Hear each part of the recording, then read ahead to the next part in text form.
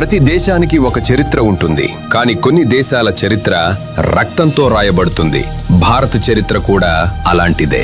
August 15 చరిత్రలో ఒక తేదీ కాదు, 2 శతాబ్దాల పోరాటానికి వచ్చిన విజయం. ఆ సమాధానం వెనుక 190 సంవత్సరాల ప్రయాణం ఉంది. 1757 ఒక యుద్ధం, కానీ అదే బానిసత్వానికి ప్రారంభం. 1857 మొదటి భారత స్వాతంత్ర సమరం. సిపాయిల తిరుగుబాటు కాదు, స్వేచ్ఛ కోసం మొదటి గర్జన.